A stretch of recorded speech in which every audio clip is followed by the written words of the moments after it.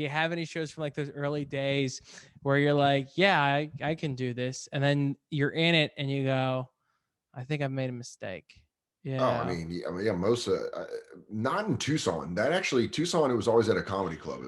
It was always at Laughs, so people Okay. knew there was going to be a show there. They were going to a comedy club, but and the comedy club was pretty strict about like, hey, don't go do other shows. It was like 2004, and there wasn't the comedy scene wasn't as vibrant, obviously, as it is now. So it was just like that you just had Laughs to go to and do the open mic, and then if you're lucky, you could MC. But then when I moved to New York, was a majority of my shows for the first 2 to 3 years were people being surprised in a bar that a show was starting, and someone would just put an amp or like turn up the amp or be like, actually, no.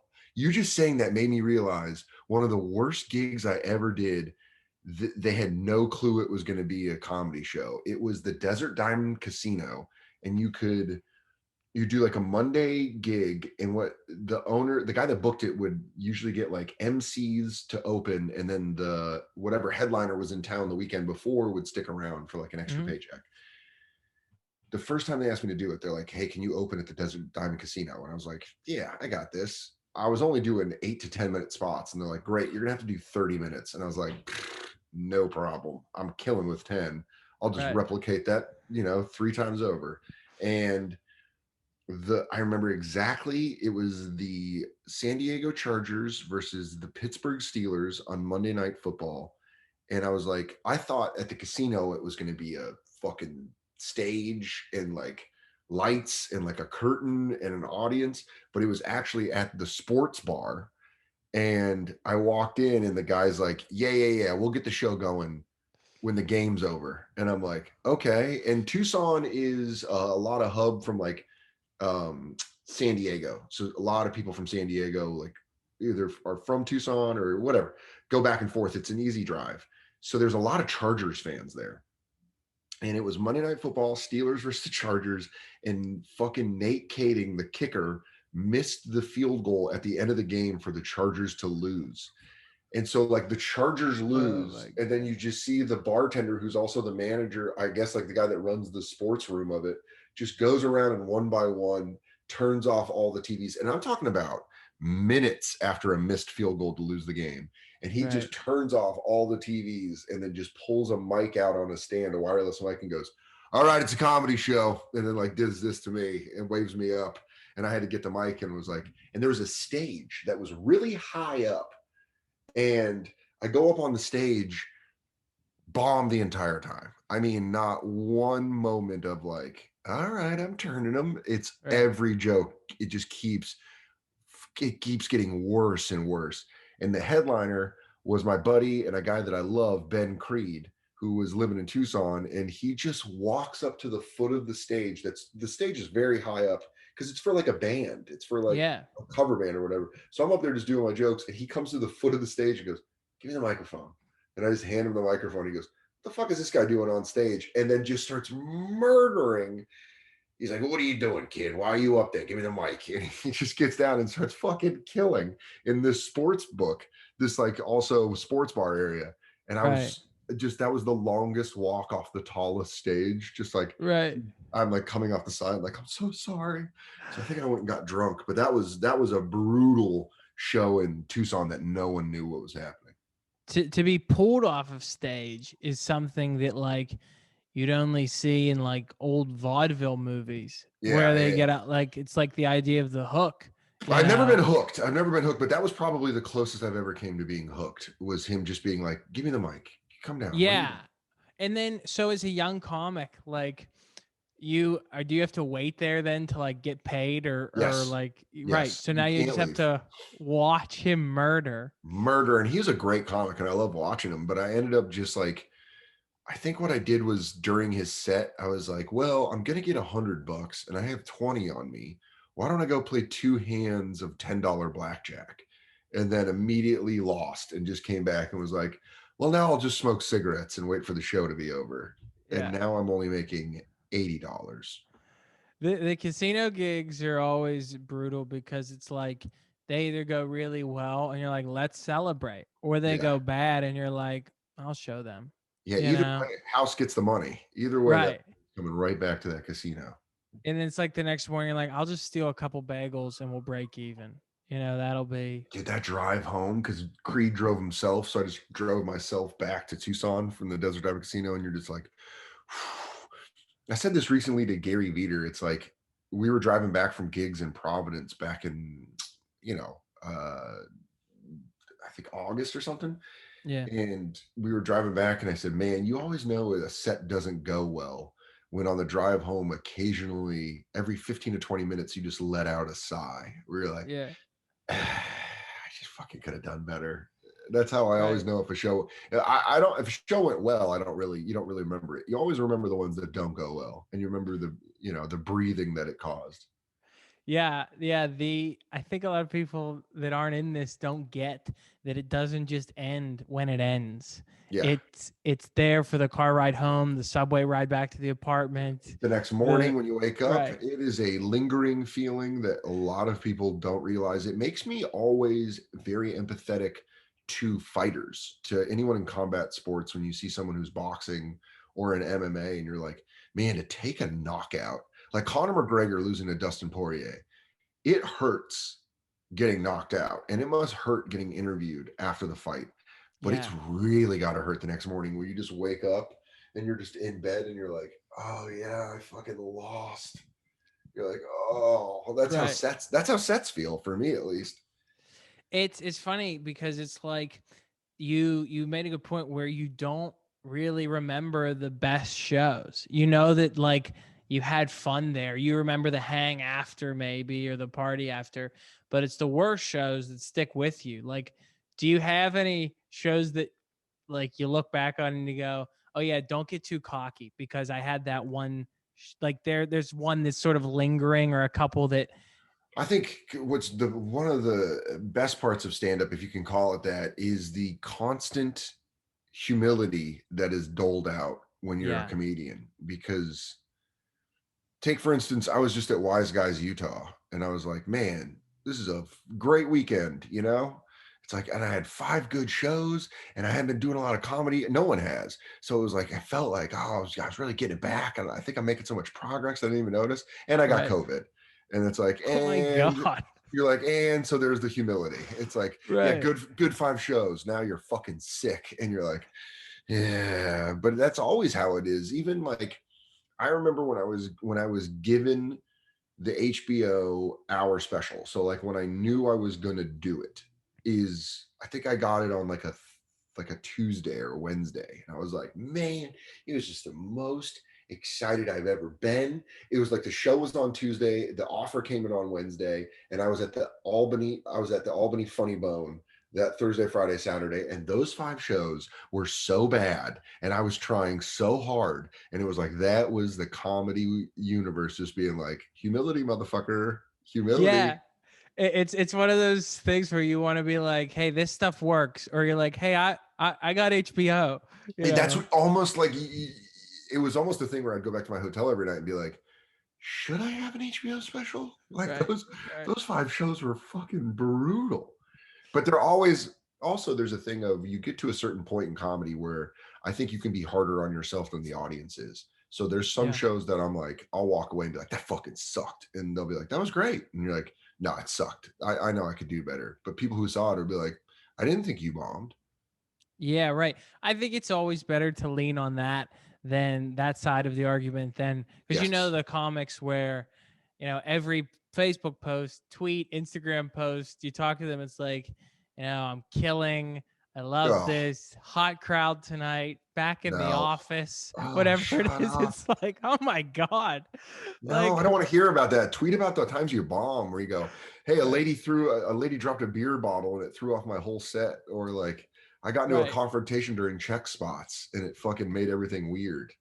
Have you had that moment on a show where like the show's going well and like before and after you and you're the person that derails it and then you're just like, oh, that was 100% on me. Yeah, I've had similarly what I was talking about is I always know when I'm on the road and if the MC comes in the back and is like, that's a fucking hot crowd. That's a hot crowd. I know I'm gonna have a tough time. it's a Yeah. guarantee I'm going to have a tough time because I'm seeing a different crowd. The audience that they saw is going to be completely different in 35 minutes. Yeah, yeah. They're hot. If they're that hot up front, they're gonna wear themselves out. Or they're going to get out of control and they're going to Yeah. start yelling. And then it looks like you can't keep peace in the room, which is almost a worse feeling. Man, all of my terrible shows are coming up. Just that we're talking about this, it's like we're all bringing them to the surface. Yeah. San Antonio and Kansas City were two of the worst weekends of my life, Okay. and it was right when I was beginning to headline. Kansas City was hilarious because specifically I used to open, I opened for a lot of people, but I was a feature for a long time. And then I was able to get a Comedy Central half hour. And that was the credit that kind of used to start headlining. Yeah. Back when TV credits mattered. Now they just check your following and they're like, yeah, we'll give you a Right. weekend. Yeah. Right. But I remember I got this like Tuesday to Sunday week at Stanford and Sons in Kansas City. It's And a long week, man. yeah, Tuesday to Sunday is a very long week. And rest in peace to Craig Glazer. He was an anomaly. He was a weirdo. Some say a criminal. I was just honestly, now that the distance is between us, it was a hilarious weekend. But at the time, I did not find it funny because you're just like, this is awful. Right.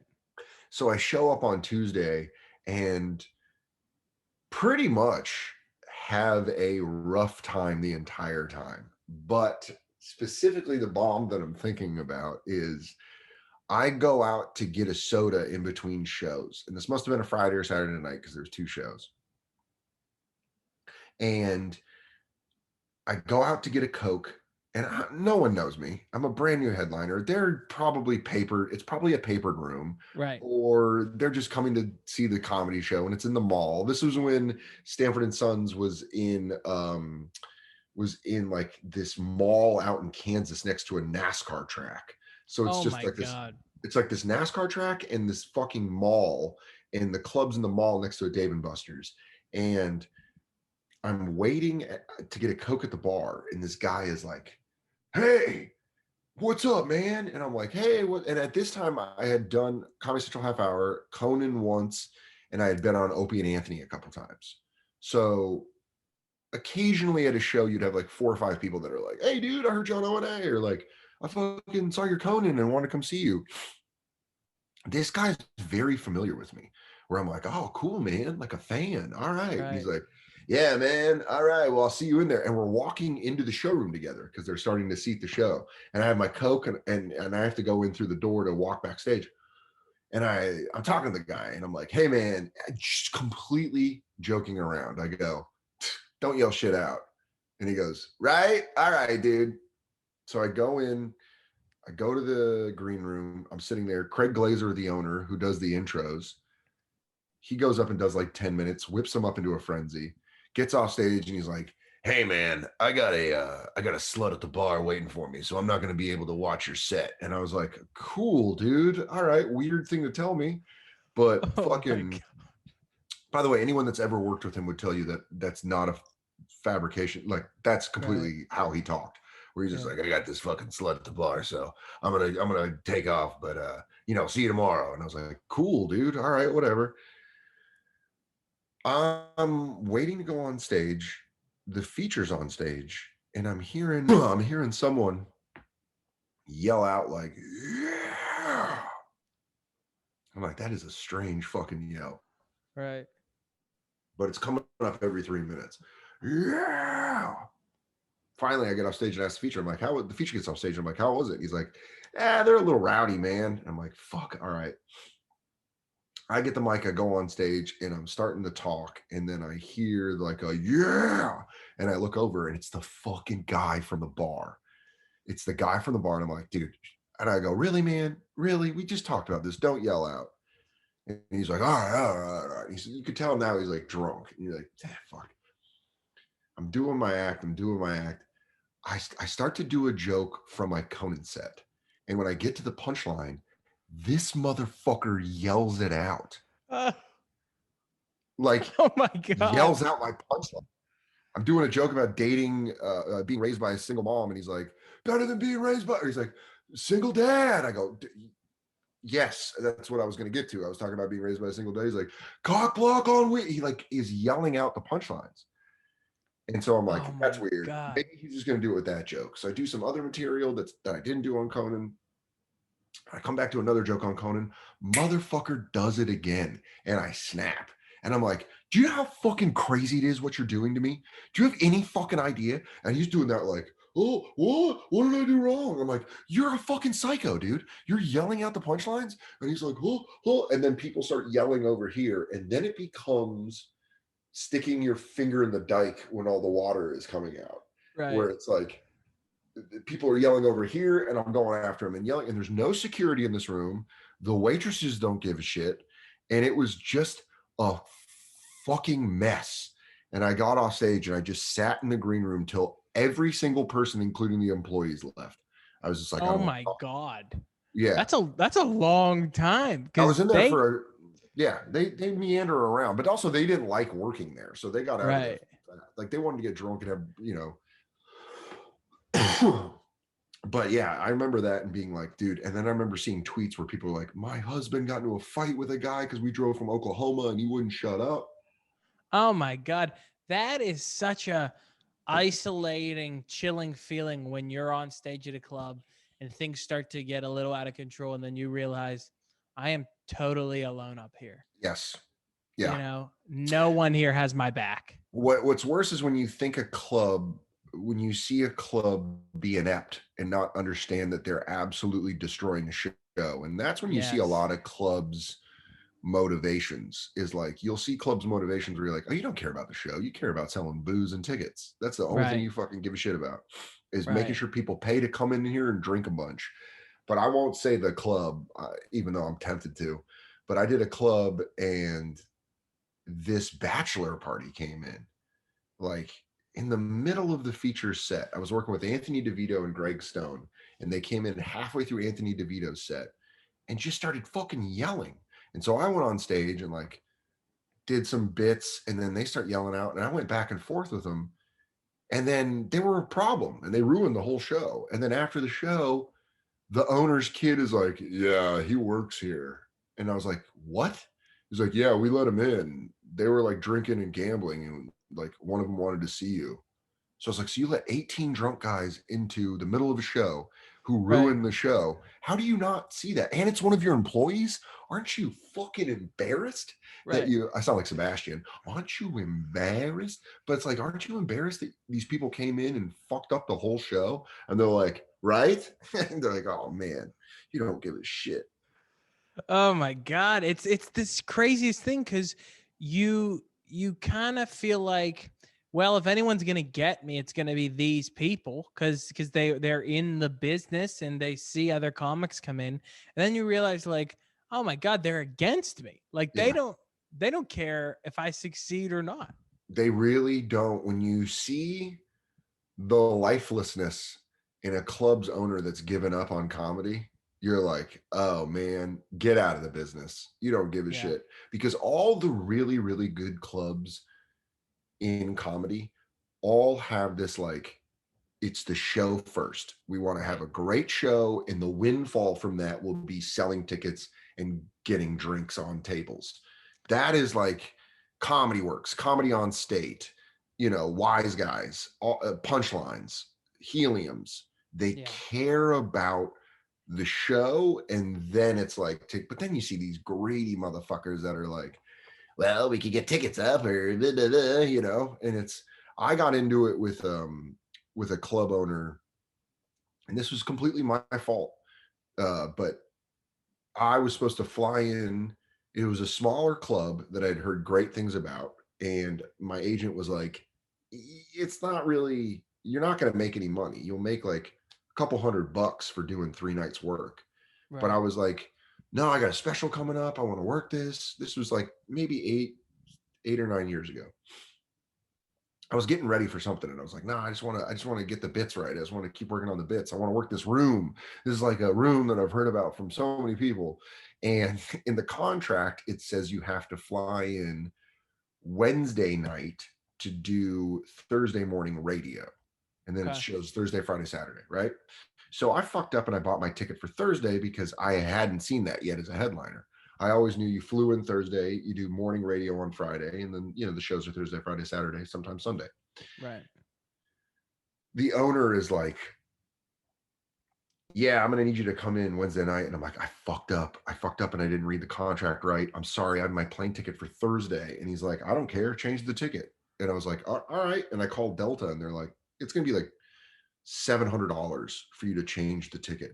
Right. And at this point, that's a loss. It's a loss for me to go work this club. I don't have a ton of money. So it's not like I'm like, hey, we'll write it up. It's a good, good weekend. So I call the guy. I'm like, listen, can I come in on Thursday? I have the ticket or whatever.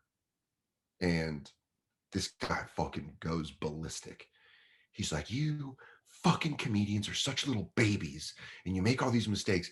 And he said specifically, the line was, you're like a bunch of kids with spilt juice that you just want other people to clean up. And I went, hey dude, I'm telling you right now, I fucked up and I'm sorry. I'll do a call in to the morning radio show, but I'm flying in tomorrow or I'm flying in Thursday. And I'm sorry. And he's like, that sorry doesn't cut it. Sorry doesn't cut it. You need to get here on Wednesday or don't even worry about working here this weekend. And he's like, this, you know what? This has only happened to me with one other comedian. And I'm expecting him to say a name that I'm like, oh, that asshole. Right. And he's like, you and one other comedian, Rory Scovel. And I was like, oh, one of the best human beings I've ever met and one of the greatest comedians of my generation. Right. Right when he said that name, I'm not joking, Collin. I hung up and was like, cancel the weekend. Right. Oh, here was the thing. I was like, hey, man, I remember specifically in the argument, I go, listen, I'm sorry I can't be there to do local radio on Thursday morning. I'm going on Ron and Fez on Sirius XM right now. Like this happened as I was going to Sirius XM. Right. I'm like, I'm going to be a guest on Ron and Fez. I can promote the gig like hell. Like I'll just pump the shit out of it on Ron and Fez. Right. And he goes, let me tell you something. Satellite radio does shit for moving tickets. And I'm like, yeah, well, tell that to Jim Norton, you fucking idiot. Yeah. And also it's someone now, it's 2021, someone that's had a Sirius XM radio show for 5 years. I will tell you right now, that was the biggest difference I've ever seen in selling tickets. I didn't start selling tickets till I had a Sirius XM radio show. So for the fact that this was 9 years ago, and this guy's telling me like, Sirius XM does not move fucking tickets. And I went, you know what? All right. And then he said the Rory Scovel thing. And I was like, fair enough. Hung up, called my agent. I was like, cancel the weekend. I'm going to shit on this guy on Sirius XM. So I go on Ron and Fez and I'm like, I say the name of the club. I say the guy's name. I'm like, I'm canceling the weekend. I'm sorry. And then there's a big club, an A club that I was working 3 months later. That's maybe a 45-minute to an hour drive, maybe hour and a half drive from that club that I canceled on. And I said, if you have tickets for this weekend, I will honor them in 2 months at the A club. Oh my God. I was like, if you have tickets, just drive 2 hours in 2 months and I will see you at the A club. And I was like, I did everything I could to rain down hell on this guy. And then I got a text message from him that night that was like, hey, I'm really sorry. Listen, everyone's canceling their tickets and I'm losing money out the ass right now for this weekend. He's like, you had some tickets sold and they're all canceling. Because I put up a tweet. I also put up a tweet that was like, hey, if you have tickets to this club, I'm not going to be there this weekend because of me and the club. And then the club tweeted back at me like, this was all your fault and you were unwilling to fly on a Wednesday. And then I was like, so I put the tweet up like, I will honor your tickets at this other club. And the guy called me. He's like, hey, can you pull that tweet? A lot of people are canceling and it's really hurting us. And it's like, oh, and he's like, and we're getting a lot of calls. And I was like, oh, so it sounds like Sirius XM did something, huh? Yeah. And he's like, right. But then we got to this weird thing where I ended up feeling bad. And I was like, hey man, I'm sorry. Like I fucked up. It was on me. I was just asking you to work with me. I would have flown in on Thursday and everything would have been all right. And that guy's like, yeah, all right. It's one of those conflicts that very rarely ends with both people being like, and I learned something too, man. I learned but that's like the thing. Like when bad shows are always going to happen, but bad owners can be changed. Right. Right. You know, it's never a good sign is when the owner is like first night and they are drinking or Oof. they want to drink with you. I remember Oh doing god a damn it. Oh god damn it. it's scary. I mean, when I remember working a club in Milwaukee, which I don't think it's still there, I know but exactly what club you're talking about. the first night the owner was like, what's your drink? And I was like, I don't really drink, before shows and stuff. I was still very new, and he was like, no, come on, let's shoot one before. And I was just like, well, this guy's really cool. And Yeah, then you're the like, what a show fun guy. started, and you're like, oh, I see what's going on here. This is just a playhouse for him. Yes. This you is him know to this is a tax shelter right. for him to just fucking not pay taxes on money. When you see that kind of guys, I quit. So when I featured and was emceeing, I was a big drinker. I was a real big drinker. And if I was featuring and I heard that owner say that, I'd be like, this is gonna be the best fucking weekend. I'm gonna pass out in the condo. I'm gonna wake up. You have zero responsibility as a feature. You can just get fucked up and do well on the shows. I quit drinking and then started headlining. So I would show up to places that normally I would meet those kind of owners with like the fucking Jameson with a Bud Heavy back, buddy. Let's go. And instead, I was like, actually, I stopped drinking. So, and then you just see those guys give you the, all right, well, the green room's over there. Ask her for one. You get one meal and a drink, and you're like, fuck. Now you hate me because I'm being responsible in my own life. Yeah, isn't it? It's like such a weird balance with some of these people where you're like, all right, well, it seems like I have a good relationship with them, but if I change anything, they may not like me. Yeah, or even ask for more money when you come back. Yeah. That's what's interesting. Is like when Yeah. club owners are super cool to you because you're cheap, and then you start moving tickets and you're like, and then when they'll like say something passive at first, like, wow, that agent you got's pretty aggressive. And you're like, oh yeah, we asked for more money. Well, like the last time you only paid me this. He's like, well, I thought you liked working here. And you're like, what is that? What does that Oh, mean? What does that mean? Motherfucker, this is a job. You're making money. right. That's something all comedians should know. Club owners are using you to make money. Yeah. Don't ever fucking forget that. Don't ever fucking forget that. Louis C.K. in Rolling Stone had one of my favorite moments that ended up connecting to my life because Caroline's on Broadway, obviously a massive club in New York City. I tried to do New York's funniest like 2 years in a row. I did the open call where you just go in and you wait in line. It was for the New York Comedy Festival, and you wait and you wait and you wait just so you can get a chance to you like do stand up in front of three people. It fucking sucks. And I never got through. And then they were doing this like I got one guest set that the booker's assistant gave me once, and I did okay, right? So I wasn't like I should be working there, but I started gaining momentum at other clubs in New York, and I started working at like Stand Up New York and Broadway Comedy Club and New York Comedy Club, and I was getting these Eastville, I was getting like these spots, and then they did this tournament, and it's like a March Madness tournament. Right. And one of the guys didn't show, and the MC knew me and was like, oh, well, this comic didn't show. And he's like, but hey, Dan Soder's here. Dan Soder, why don't you go up? And so I end up getting up on stage and advancing to the Elite Eight of the tournament. So I moved from 64 down to 8 because I was working. I was like a working comic. And so it was fun. It was like a tournament. My friends were in it.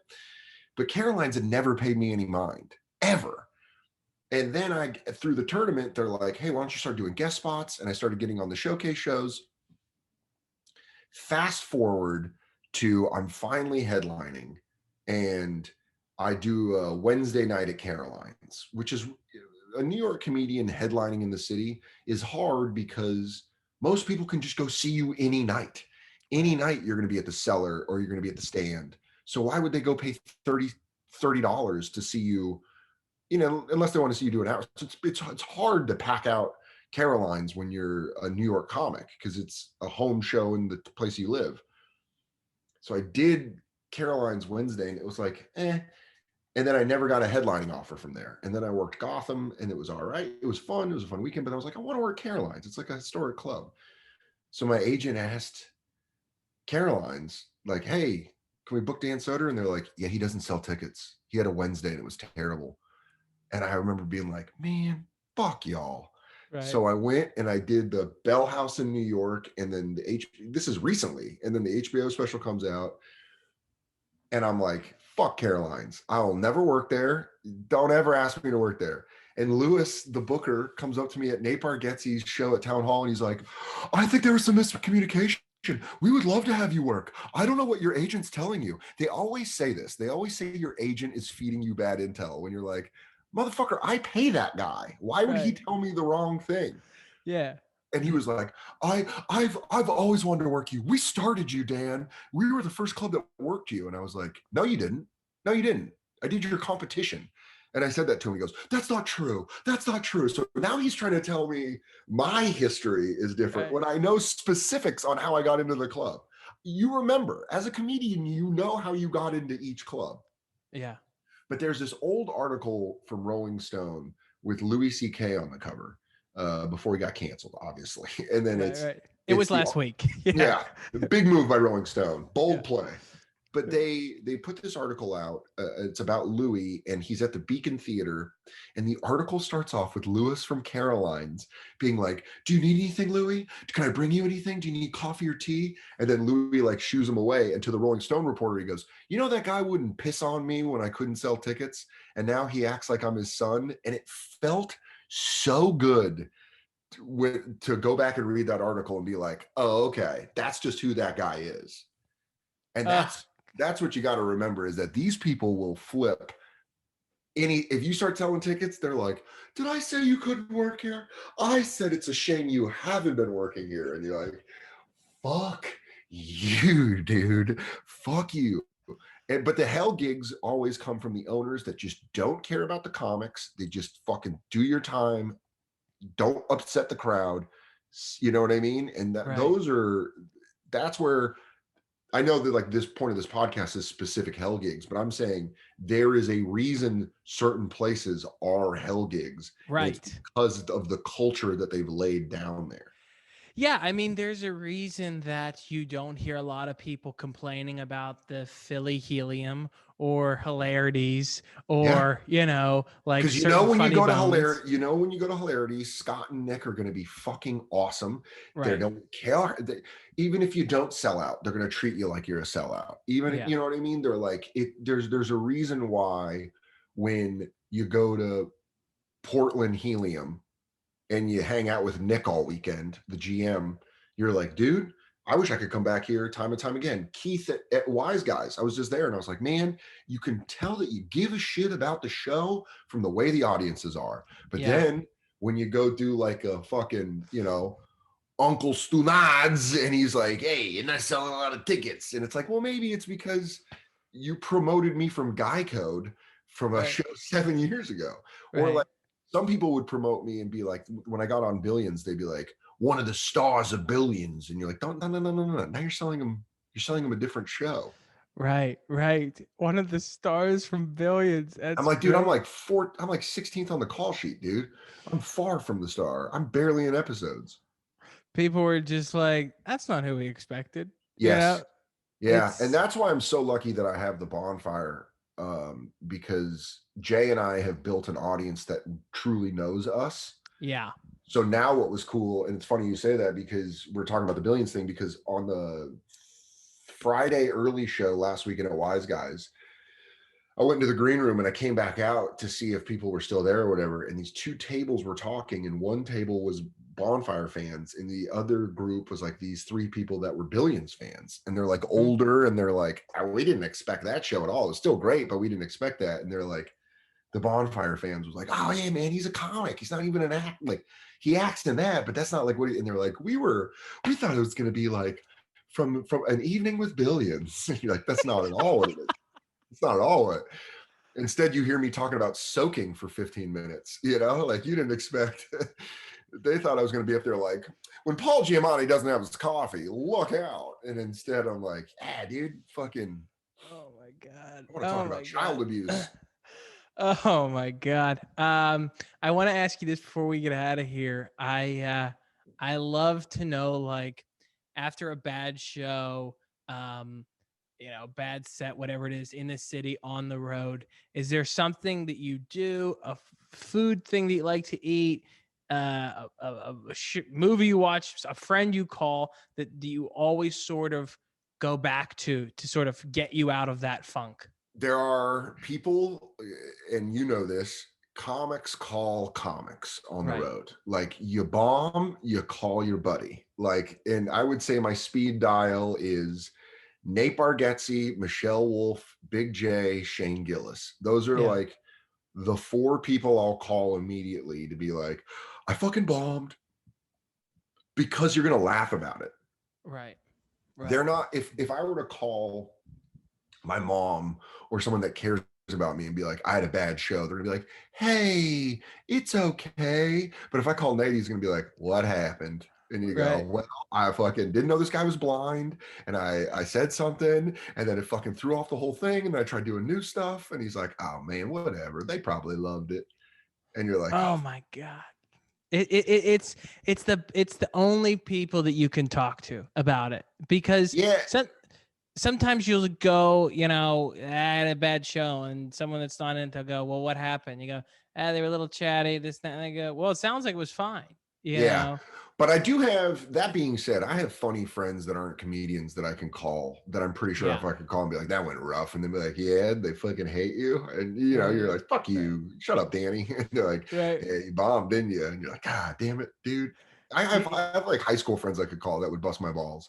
But Right. a lot of the times it's the same decompression for good shows and bad shows, which is I take the food from the club, I go to the hotel, I get a soda from the lobby, I go upstairs, I put on Netflix, I get high, I eat my food, I watch TV, and then I fall asleep.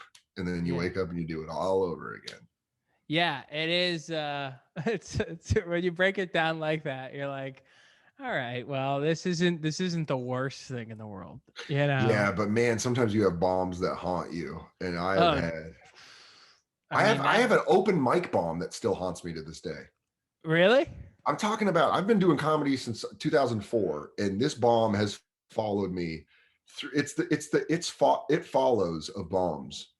Right, It's right. just is always chasing me where I'm like, Yeah, yeah, yeah. because you could smoke cigarettes inside. My friend Jessie Campbell would actually remember. I think she would remember this bomb. She's a very funny comic in LA, and she was there because we were all in Tucson, and fucking the open mic sets for 3 minutes. And I had hit a run of like doing well. Like I Hmm. had hit a run of like maybe a couple weeks in a row getting laughs. So you're like, Right. here we go. I went on stage and I didn't prepare. And it was a 3 minute set and I lasted 90 seconds. And I just Oof. would start a premise and bail, and then start a premise and bail. So it would be like, do you guys ever go out with your friends and then so like where my apartment is there's like a parking lot. You guys ever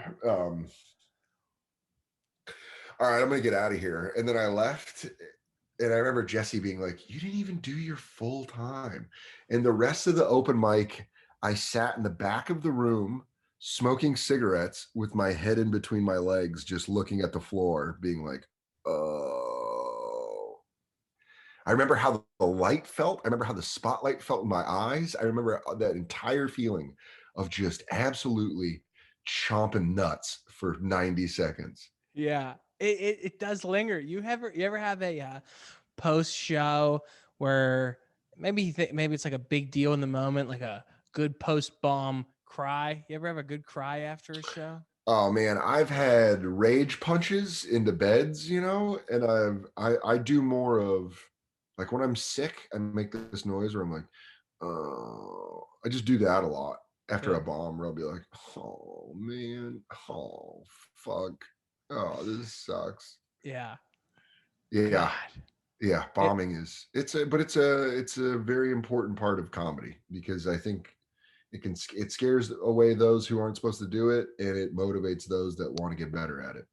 Yeah. Yeah, you put it great. It's a necessary evil Yeah. of it. But God, sometimes in those hotel rooms, it does get dark where you're just like, what am I doing here? That's, I think, the one of the most destructive angles of social media is now I'm in an awesome relationship and I love my girlfriend. But when you're lonely and you're alone on the road and you don't have a significant other, that's where social media gets very dangerous because you Yeah. start seeing girlfriends that you knew from college or before and they're married and they're just putting up happy pictures and you're just in a fucking Red Roof Inn after chomping it in front of 28 people. Dude, I bombed at it's now called the San Antonio Improv, but it was called the River Center. Mhm. And it was a club in the mall. And that was, I would probably say, my worst weekend of shows I've ever had in my life. I Yeah. had 0 tickets sold. It was just like, it's this giant room that probably sits like 500 people. It's designed for the mid 80s HBO special, The Latino Kings of Comedy. And I was putting maybe 15 people in the seats every night. Right. And I snapped on the Sunday show. Yeah. It's the only time I've ever snapped. And I told this story before on my radio show, but it's legitimately the one point where I ever pushed back in an audience where I would do a joke. And then I did a joke that worked. That it just, you know, that when a joke Yeah. works, it just, you're like, if I say it like this, then it gets a response. But then, you know, if you want the joke to be better, you got, regardless, you know, when a joke works. So I'm like, I'm bombing and I'm like, all right, well, I got this joke and this joke works. And I do it and I get 0. And finally, I was like, you know what? Fuck you people. I don't trust your opinions of comedy. You guys vacation in San Antonio. And just one guy goes, no, like that. It was the hardest I laughed on stage all weekend because that guy was legitimately hurt. He was like, no. Hey, Oh hey, my mister. God. It's like a dog that yelps. You're Yeah. like, No. Yeah. And you're like, dude, I fucking told you. right. Oh my God, dude. I can't thank you enough for doing this Yeah, and dude. for being on this. If people, I'm sure everybody knows where they can find you, but just for the sake of it, where can people find you Posterity? on? Yeah, Yeah. yeah, yeah. DanSoder.com. If you have HBO Max, please stream my special, Son of a Gary, or Colin Quinn and Friends drive-in special. Um, the Bonfire will return. When's this coming out? This will be out. This will be out in probably the next 2 weeks. Okay, so hopefully by now we've made the announcement that the Bonfire will be back Monday through Thursday on Sirius Satellite Radio, also as a podcast. DanSoder.com for live dates. And yeah, man, thanks for having me on. I'm always Yeah. down to talk about the shitty parts of the business with another comic. Yeah, man. I appreciate you doing it.